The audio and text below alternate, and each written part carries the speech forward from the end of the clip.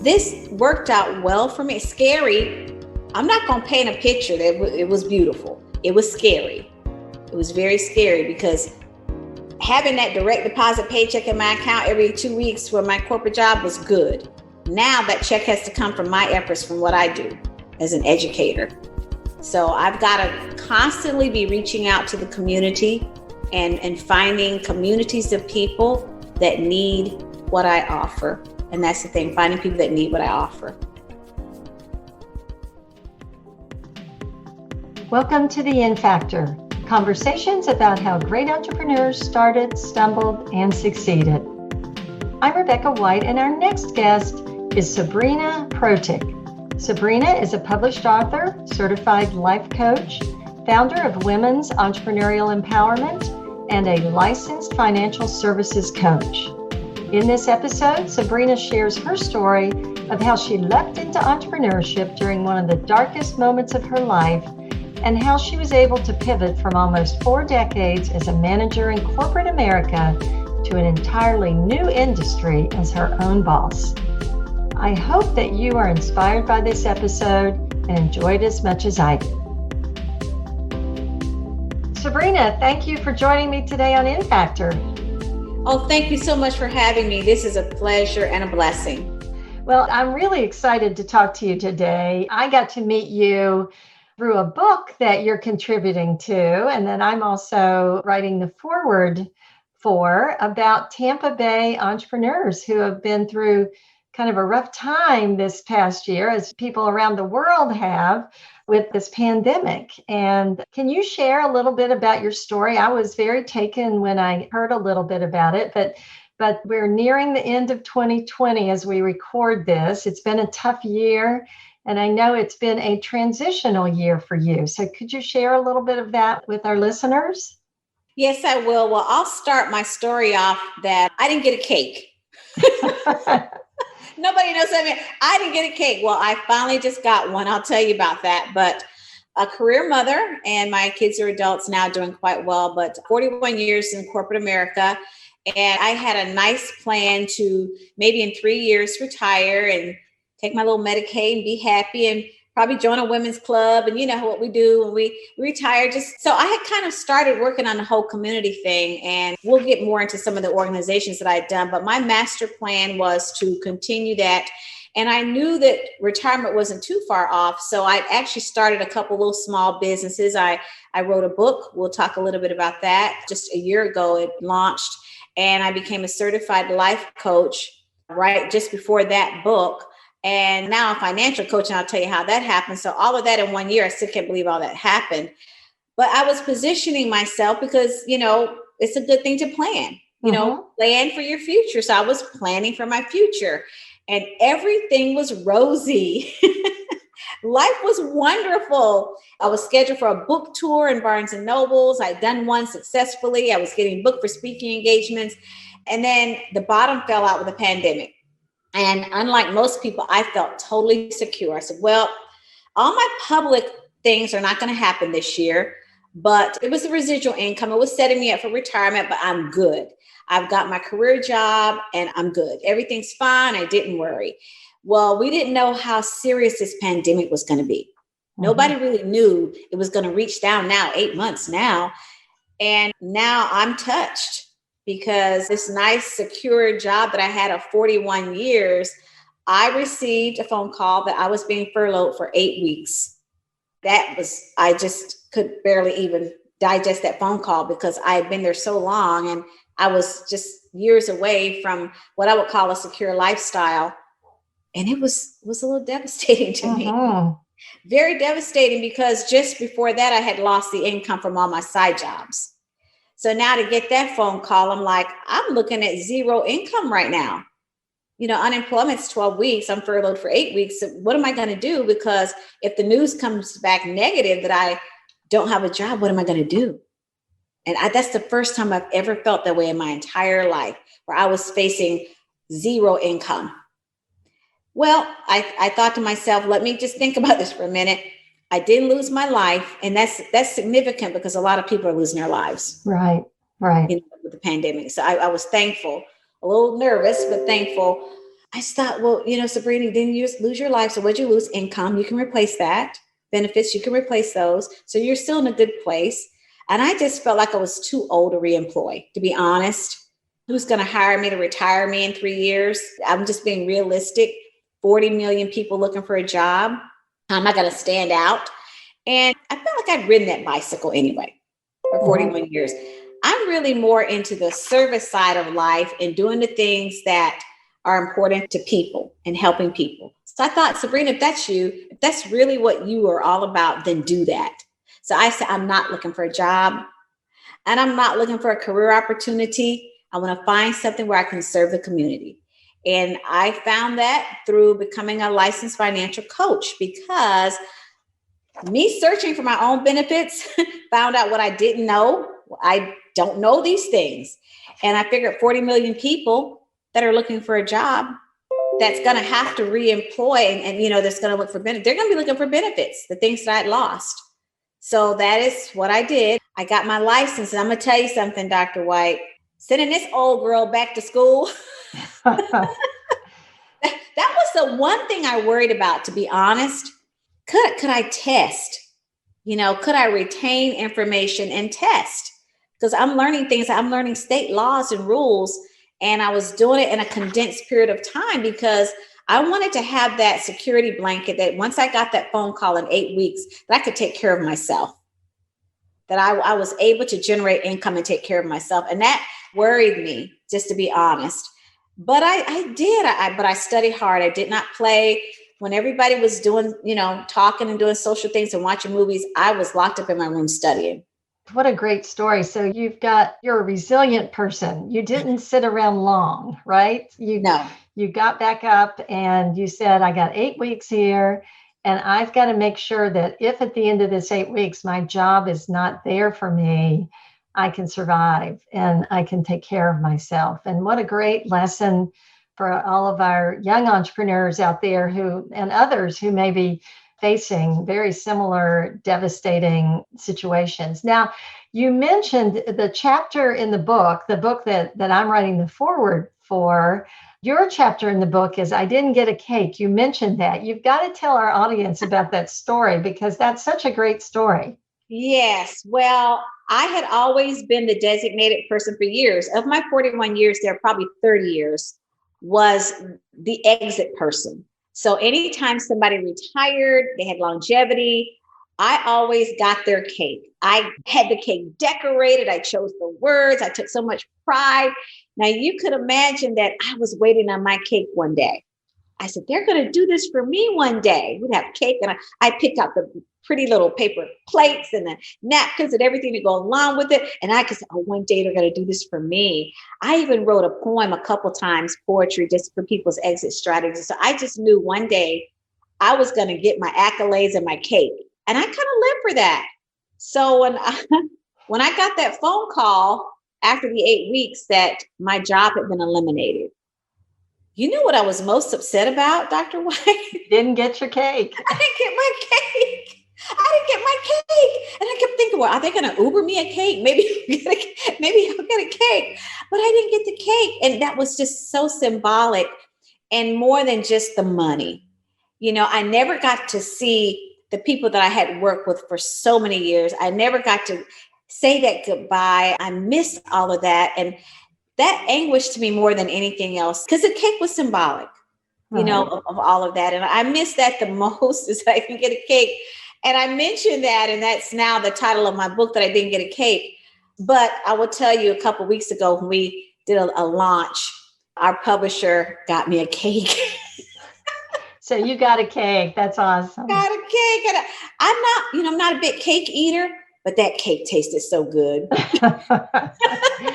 Well, I'm sure you deserve it. And it is symbolic of sort of the way everything ended for you and for other people that, it just all happened very fast, didn't it? And we weren't prepared for it. I don't know that we can ever be prepared for something like what we've experienced here in 2020 with COVID-19. But that said, it's still heartbreaking that things ended the way they did for so many people, I'm sure. And And by the same token, it's been a time of new beginnings. Now, you had, for anybody that's resilient, and you had actually already started on some of these before this happened. You mentioned you were already a certified life coach, right?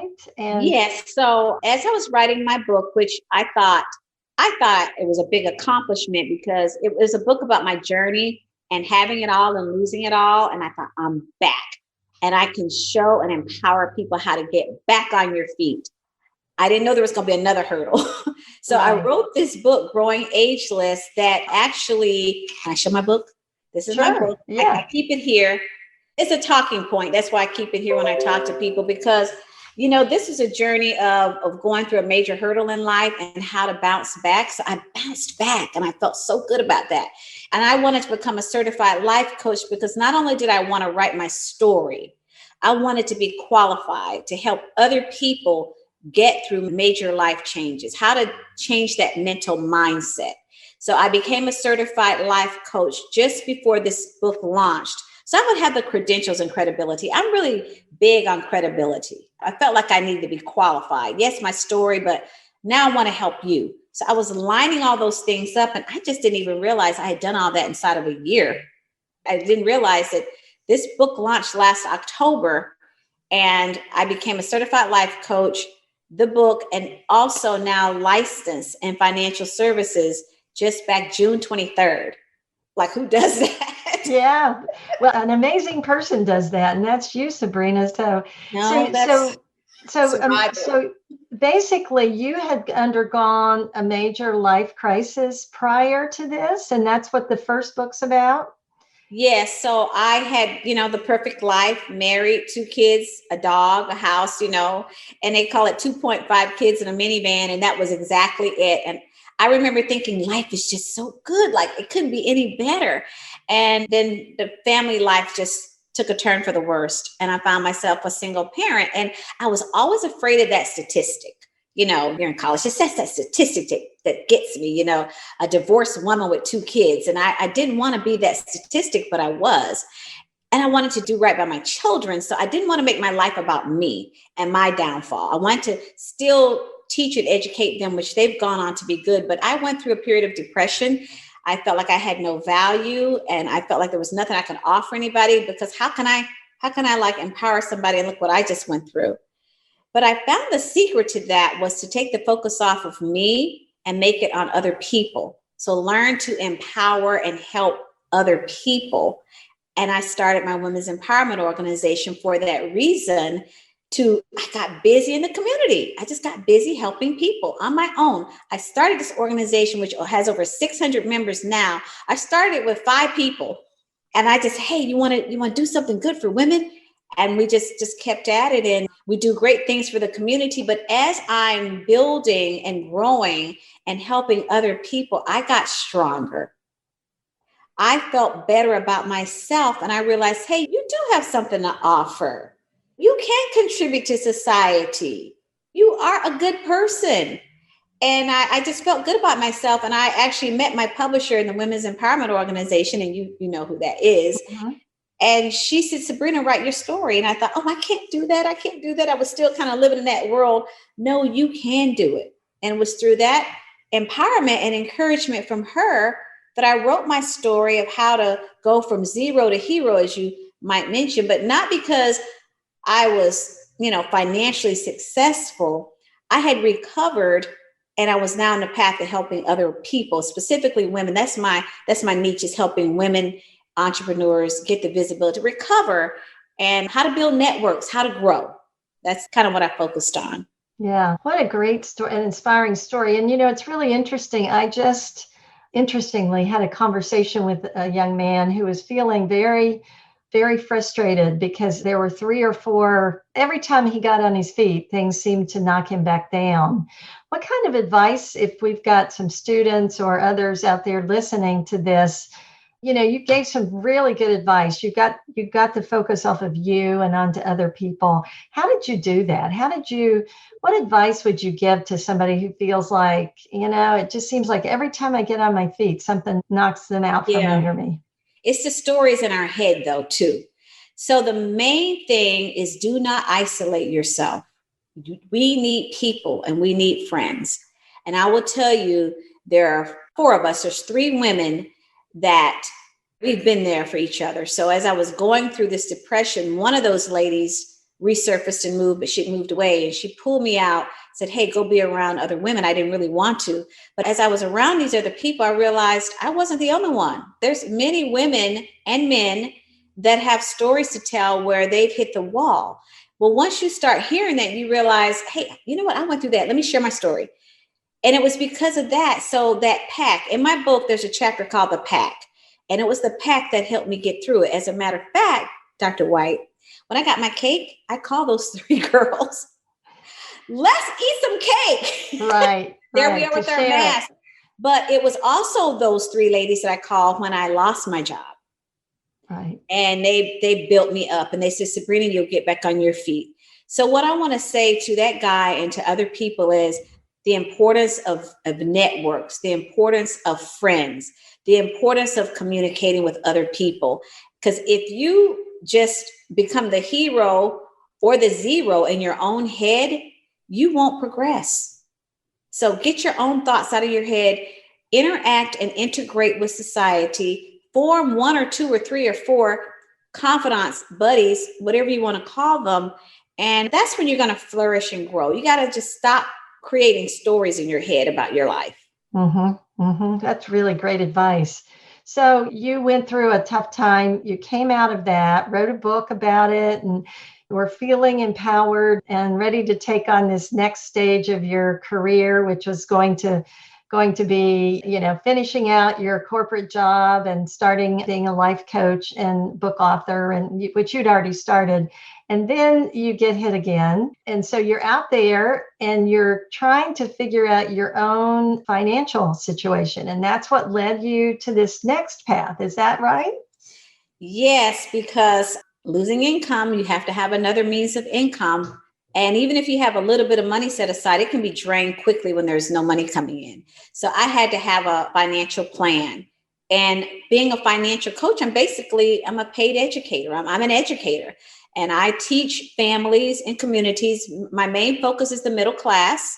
I work with the middle class. And I will tell you, Dr. White, when I share the education with people, the first thing they say is, why aren't we learning this in school? Like, why aren't these basic principles taught in school? Like, we learn math, but we don't learn it this way. These are life lessons, like how to protect your estate and your income, how to set up for retirement, because pensions don't exist anymore. I mean, we've got some big companies, but the newer companies are not offering that. So how do you stage your life? How do you set that up? How do we even engage and get products that will help us to take care of our families? And people just don't know that. And the only way we get some of those things is through employment. But if you're not employed, then how do you get them? How do you learn about them? So my mission began to educate people on those things and to enrich the community and understand. You got to know the people, your audience, who are you trying to reach? And it is that middle class. They don't know. And then some of our younger people too, teaching our young people the dynamics of finances can be hard because they picture success as a big new car, a shiny car, a couple of ducks in the bank, duckies in the bank. They think that's success, but success is really learning how to manage your life, protecting your assets. And you are an asset, protecting your life. You're your main asset. Let's learn how to protect that and guard that and put the right things in place. And so I spend about 20 minutes educating them, and they thank me. I would say 97% of the people thank me for the education. And then we're able to move forward with some products that can help them once they figured out what it is they need. And I don't figure it. I'm old-fashioned math teacher. I'm like, okay, you need to figure this, you need to figure that. And when I'm done, they've done their own calculations. And now they know, the worst thing you could do is do numbers for somebody. That's the worst thing. Don't ever give numbers. We're not helping. The help is to get them to calculate it themselves. Good old-fashioned pencil and paper. Okay, you write this down. I don't write it for you. And I'm not going to calculate it for you. You do it. So they take ownership. They take ownership of their life, of their finances. And now they know what they need to do for their children, for themselves, their significant others, whatever. And I love that piece. I'm the after college financial person. Mm-hmm. Mm-hmm. I took finance in college too, but it's different. This is life. Right. There's the difference. This is a little bit of life. So figuring that piece out. And then I will say this, being able to get immediate income. So it's nice when you're an educator, you're not on a 30-day, I'll pay you in 2 weeks and that kind of thing. And I want to say this for anybody that's trying to pivot and start over and start a business. You want to make sure you pick something, if you need immediate income, that you're going to get immediate income, not something that you got to wait 60 days on a draw, in some of these businesses, because we've owned businesses before that, when your money's coming in. And being in a financial education, you need to know when your money's coming in. So I offer financial education. If it's something they want, inside of 3 weeks or so, I'm getting compensated for teaching you. So I didn't have to wait. That was such a relief, because I have to say this. When my unemployment ran out, the next week, I was able to generate a paycheck. Literally the next week. Because, you have to report all that to the DEO, right? So you report, and so you fill out your working weeks and everything. And I reported my income, so the next week when my unemployment ran out, and it tells you it's exhausted, your benefits are exhausted. There that was. I had essentially taken care of the situation, got that license quickly, and engaged myself quickly so that I was able to take care of myself. And I wasn't waiting around. So I also want to send that message out too. If you're looking to pivot and you need income, you got to think about what you're pivoting into so that it's going to provide you that income when you need it. Because some professions and some entrepreneurial projects, it could be 6 months out before you get income. Yeah. We always talk about cash is king in a business. And when you're out of cash, you're out of business. And same thing with your life, right? One of the starting points when we talk with students about entrepreneurial finance is starting with your goals. Like, what are you trying to achieve and what do you need? And it sounds very similar to the message that you're giving there.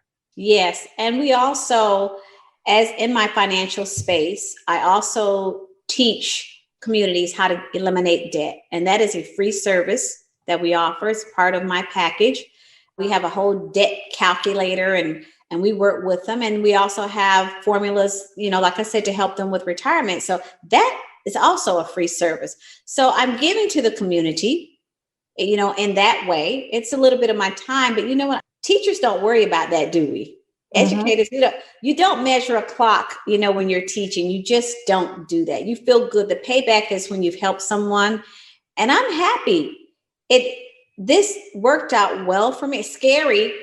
I'm not going to paint a picture that it was beautiful. It was scary. It was very scary, because having that direct deposit paycheck in my account every 2 weeks for my corporate job was good. Now that check has to come from my efforts, from what I do as an educator. So I've got to constantly be reaching out to the community and finding communities of people that need what I offer. And that's the thing, finding people that need what I offer. Mm-hmm. So how do you find your clientele? I mean, what strategies do you use? You identify the problem that you had, you solved it, and then you leverage that into a business. Now, how are you going about finding others that also need this service so that you can build this business that can keep you going? Well, that's a good question and a valid question. So the first thing was, as I said, I had a network of people because I'm, woman entrepreneur. So I reached out to my friends in this way. I said, I'm starting over, and would you help me? I asked for help. A lot of people are embarrassed to ask for help. Here I am, college degreed and a career, big corporate title, and I'm going to humble myself. And I asked for help. And I said, I'm starting over. And I need people to talk to. I've got this whole financial education piece I'd like to share with you. If you'll just listen to me, let me get some experience. And maybe it could be something you could use, maybe not. But would you help me? And I want to tell you, most of them said yes. They said, Sabrina, we'll help you. Now, if I had gone there and said, hey, I'm doing this and that, I want to say, it would have been completely different. But when you let people know you need help, and I had to tell them I lost a job. Mm-hmm. That's being very humble. That's being very humble. So I had to become humble and say, hey, I've lost a job. People will help you if you let them know you need help. And then from there, once I did that, from there, they connected me with other people that needed to hear this message that, my brother or my sister or my cousin, they need this. This friend of mine, she needs this. And so I don't buy any leads. I don't do that. I'm not a salesman buys leads. I'm not selling. I'm looking to educate community. Tell me who needs to hear the message. I'm here. And that's just, I did it today with someone who, she's got her master's degree. But I showed her what I did. She says, you know what? We've been looking for someone to do this. And I think you're going to be a perfect fit for me. I was like, well, thank you. Because my heart's in the right place. And they can tell. You can tell. Yes, absolutely. So absolutely. That's how I found people. So my message, to the people that are watching and listening is ask for help. If you've lost your job, let people know. Be humble and say, hey, are you willing to help me? And this is how you can help me. And you'll find that people will do that. They'll help you. But it can't be so businessy. It's just like, will you listen or can you buy one of my products? And I tell people, I cannot tell you, Dr. White, how many products I bought from people. They're starting something new. Okay, I'll buy one. Or I'll do that, I'll $25. Okay, I'll do that. Do I need the item necessarily? Maybe yes, maybe no. But just giving them that hope and just, one person helping. I'll listen to people's business pitch. You're starting something new, call me, I'll listen. And then what I'm doing? I'm listening. I'm also thinking about how can they make it better? Or what did they do that was really good? And I give them feedback. Because oftentimes people just won't even listen to you. Right.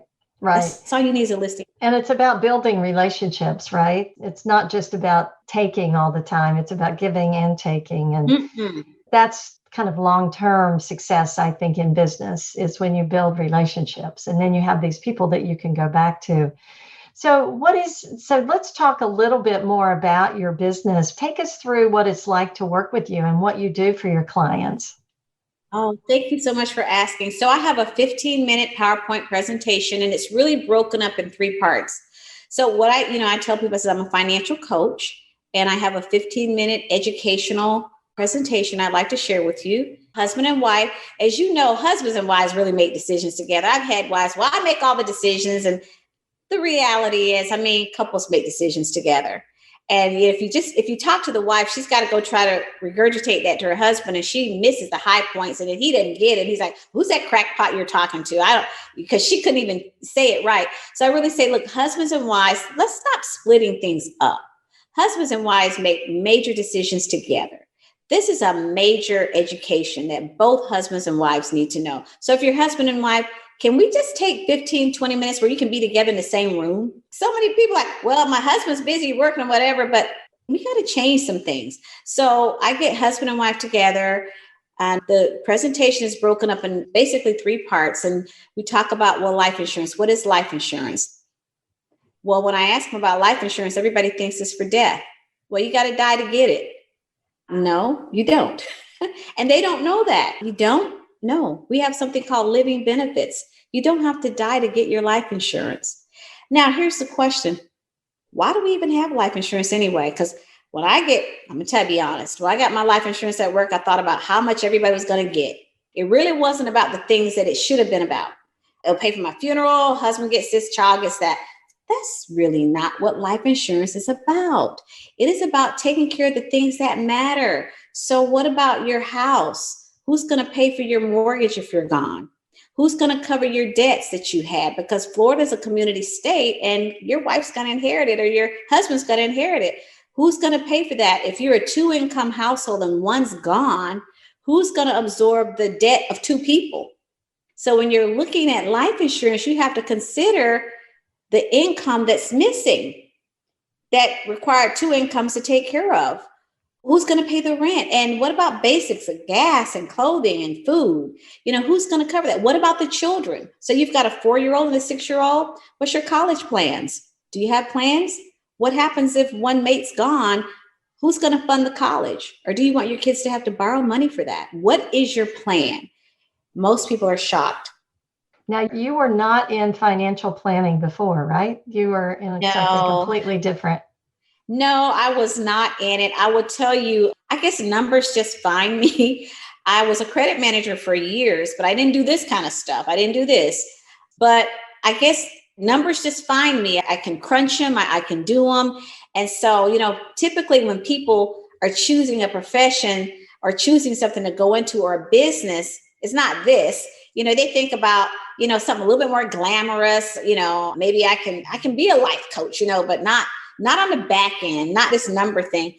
But it just made so much sense in terms of education. And so I had to learn, like I said, the laws, and I had to get certified just to do annuities. That was a brain buster. I'm going to tell you, that's not, you got to think. You got to think. So I took on something totally new. I knew nothing about laws and statutes, and I knew nothing about this. I didn't even know that there was insurance companies that insure other insurance companies.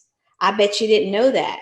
So you could have $1 million policy and the insurance company says, that's high risk. So they bring in another insurance company to insure that insurance company. So that claim can be paid. I didn't know that.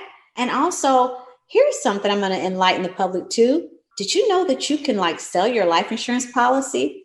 If you can use it. You can use it as collateral. You use your life insurance policy as collateral. I don't know if you knew that. But also, there's people that'll buy your life insurance policy. They'll give you money for it. Isn't that? I didn't know that. I'm sure you get, maybe 60 cents on the dollar or whatever, but you know what? They'll buy your policy. I didn't even know that. So those are some of the things that I learned about this whole world of finance that we knew nothing about. Now, don't everybody go out and start buying policies.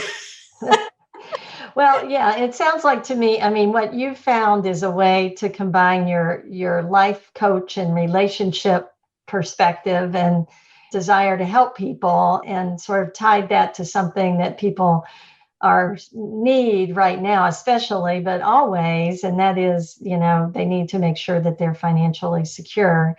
And you found a pathway to do that. And it's really inspiring given, what you've been through and the challenges you've had and how you've changed your life in a short period of time. As I'm listening to you talk and listening to all you've learned and what you're sharing now and what you're doing and how that's changed, it is really inspiring. And I'm wondering what inspires you? What keeps you going? What keeps you moving forward to keep advancing? Keep going. Well, I'm going to surprise you, girl. I can't stop helping people. I can't stop it. So here I am, new as a financial coach, and I have another event I'm planning. It's a virtual event. It's to benefit Dress for Success. It's going to be December 19th. It's a Saturday. It's $25 to attend. It's called Pivot Possibilities, and 100% of the ticket sales are going to go to Dress for Success. 100%. Now, the thing about that is, like I said, I didn't know the different pivot opportunities. So I want to provide a resource list of pivot opportunities is what I want to do. So we're going to have some businesses that can help you develop a business. We call it business offerings. And I'll have about 6 people. They'll spend about 5 minutes doing their complete business offering and a little Q&A in there. And their name's going to go on a resource list. Then the second half of the list is going to be businesses that support businesses. So let's say you have a videography business, a photography business, a marketing business, whatever. Your name's going to go on that resource list. Because when you start a business, you need somebody to do your taxes and you need somebody to do your marketing. So the attendees are going to get that resource list, pivot possibilities, possible business ventures, and support services to go along with it. And I thought that would be very helpful to people that's having to pivot. And if it goes over well, then we'll probably do it every quarter for next year, because as you know, pandemic is still rearing its ugly head and people are looking for opportunities. Mm-hmm. How do you know what opportunities are out there? So I'm doing that. And here's another thing I'm doing. You didn't know about this, but I'm launching a woman's newsletter. It's called The Smarter Woman. That's going to launch in January. And it's all about, women, we know more now. So we're smarter, we make smarter choices. So it's going to be about health and wellness and finances and anything that makes us better, smarter, and wiser. That's going to be an electronic newsletter, and that's going to be coming out in January. So we're putting all the finishing touches on that. We got the name, I got the logo going. Call me crazy. Well, I see a theme, and what's impressive and I think exciting is that you get at the grassroots level. You go to the point where people really need help and they're struggling, and you try to help them see options. And, like your pivot Yes. possibilities. I think that's a great, great idea because sometimes when we're in the midst of a very challenging time, it's very hard to see all the possibilities. They're out there and they always have been, but sometimes we need somebody to take our hand and kind of give us a little bit of a guidance to where we might look. And so I really like that, that's what I'm hearing. I'm hearing a very grassroots approach to helping people and just really helping people see options and empowering people. And, with your women's empowerment group, it's the same thing. I mean, it sounds like to me, you have managed to figure out how to stay empowered through challenges, and you share that with other people, and it's a great service, I think, all of these things that you're doing. Thank you. Thank you. And I have to give credit to the Women's Empowerment Group. That's WEE, Women's Entrepreneurial Empowerment. They keep me going, and I honor all those ladies. I do everything I can to help their businesses, be seen and heard and visibility. And so the name behind the Pivot for Possibilities is going to be we're doing that, Women's Entrepreneurial Empowerment. Very excited about that. And so I hope that you guys spread the word about that.